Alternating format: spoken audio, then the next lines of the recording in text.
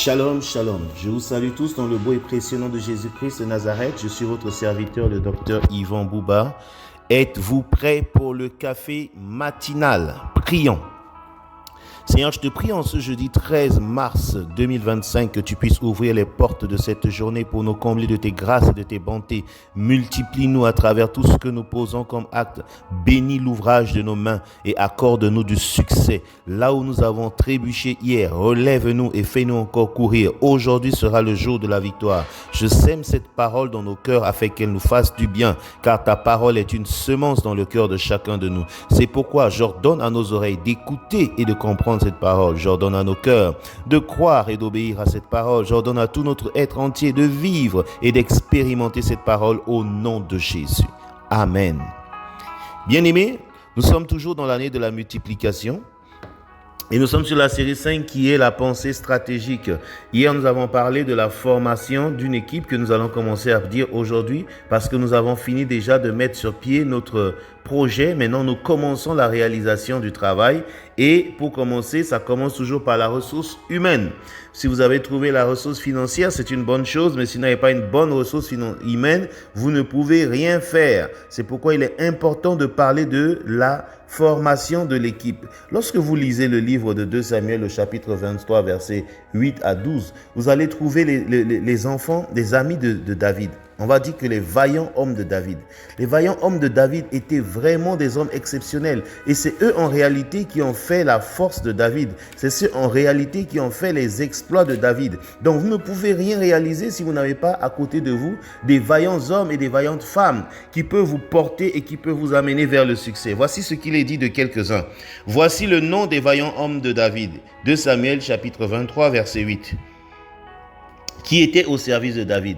Josheb, Bashébet et le Takémonite, l'un des principaux officiers qui brandit sa lance sur 800 hommes et qu'il fit périr en une seule fois. Après lui, Éléazar, fils de Dodo, fils d'Akoshi. Il était l'un des 3 guerriers qui affrontèrent avec David les Philistins rassemblés pour combattre tandis que les hommes d'Israël se retiraient sur les hauteurs. Il se leva et frappa les Philistins jusqu'à ce que sa main fût lasse et qu'elle restât attachée à son épée. L'Éternel opéra une grande délivrance ce jour-là. Le peuple revint de Éléazar seulement pour reprendre les dépouilles. Après lui, Shama, fils d'Agué, d'Arar, les Philistins se rassemblaient à Léchi. Et il y avait là une pièce de terre remplie de lentilles et le peuple fuyait devant les Philistins. Shama se plaça au milieu du champ, le protégea et battit les Philistins et l'Éternel opéra une grande délivrance. Le Seigneur avait donné à David 3 hommes, 3 vaillants hommes. Je prie pour toi que Dieu te donne des vaillants hommes, des vaillantes femmes qui vont te soutenir dans ton ministère, dans ton travail, dans ton projet.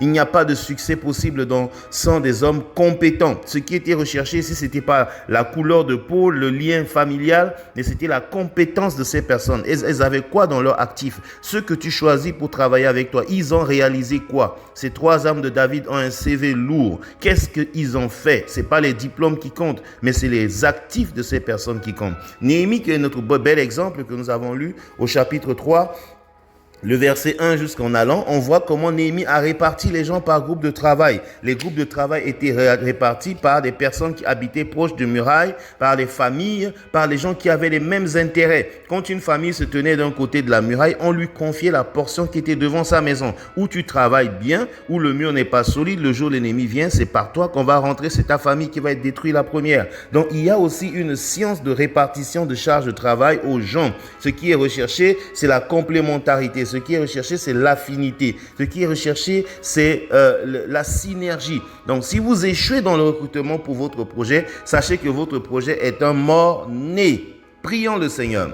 Seigneur, nous prions que tu nous donnes des hommes vaillants et des femmes vaillantes comme tu l'as fait pour David. Aussi, nous te demandons de nous donner le courage de dire non à nos parents, à nos proches, à nos amis d'enfance, les gens avec qui nous voulons travailler, nous sommes en confort, mais qui n'ont pas de compétences, qui n'ont pas de réalisation, qui n'ont rien en leur actif. Père, donne-nous le courage de ne pas les prendre dans nos projets. Je prie que tu nous donnes des phénomènes, des organisations de complémentarité, des profils de synergie dans notre équipe et que notre travail puisse aboutir au nom de Jésus. Amen. Bien-aimés, si Dieu le veut, demain nous allons parler toujours de la formation d'une équipe, mais les aspects liés à l'organisation. Que Dieu vous bénisse et qu'il vous accorde une journée remplie de grâce, de succès et de triomphe au nom de Jésus.